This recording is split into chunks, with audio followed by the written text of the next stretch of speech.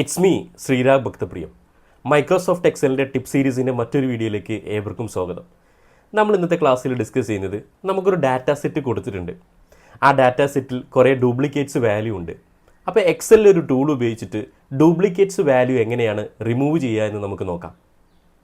So എക്സലിൽ എങ്ങനെയാണ് duplicate value remove ചെയ്യുക എന്ന് പഠിക്കാൻ വേണ്ടിയിട്ട് ഞാൻ ഇവിടെ ഒരു ഡാറ്റ സെറ്റ് കൊടുത്തിട്ടുണ്ട്. ഇവിടെ കുറേ സ്റ്റുഡൻസിൻ്റെ പേരും അവരുടെ മാർക്കും റെസ്പെക്റ്റീവ് മാർക്കും അവരുടെ പേരുടെ അഗേൻസ്റ്റ് ആയിട്ട് അവർക്ക് കിട്ടിയിരിക്കുന്ന മാർക്കും ഇവിടെ കൊടുത്തിട്ടുണ്ട്.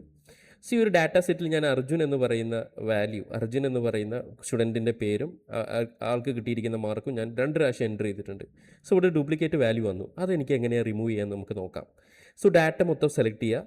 അതിനുശേഷം ഡാറ്റ ടാബിൽ എക്സലിൽ ഡാറ്റ ടാബിൽ ഡാറ്റ ടൂൾസ് എന്ന് പറഞ്ഞ ഗ്രൂപ്പിൽ റിമൂവ് ഡ്യൂപ്ലിക്കേറ്റ് എന്ന് പറഞ്ഞ ടാബ് ഉണ്ടായിരിക്കും. അതിൽ ജസ്റ്റ് ഒന്ന് ക്ലിക്ക് ചെയ്യുക.